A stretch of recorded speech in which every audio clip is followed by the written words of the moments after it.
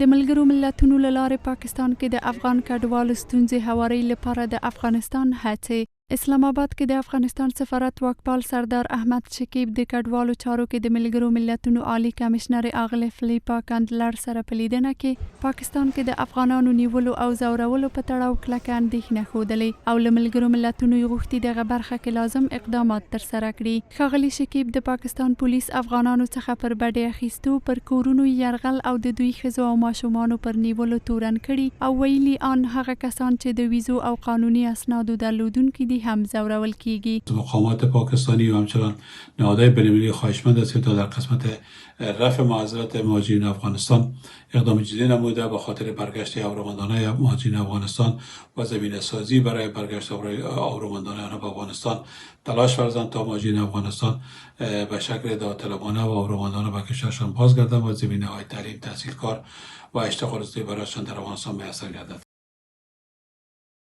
د ملګرو ملتونو کمیشنرې هم د پاکستان امنیتي بنسټونو وروستي اقدامات په تړاو د افغان کډوالو په اړه خپله اندېښنه څرګنده کړې او ویلي د یاد هیواد جګپوړو چارواکو سره ګڼې ناستې لرلي او هڅه کوي راتلونکو ورځو کې دغه برخه کې پاکستاني چارواکو سره خبرې وکړي. یو شمیر سیاسي کارپوهان او د کډوالو برخې فعالان د کابل، اسلام آباد او ملګرو ملتونو ترمنځ د درې اړخیزو غونډو له لارې پاکستان کې د افغان کډوالو پر وړاندې د شته ستونزو پر حل ټینګار لري. یو شمیر نور بیا اسلام آباد تورنوي چې له افغان کډوالو څخه د فشار ابزارو په توګه کار اخلي.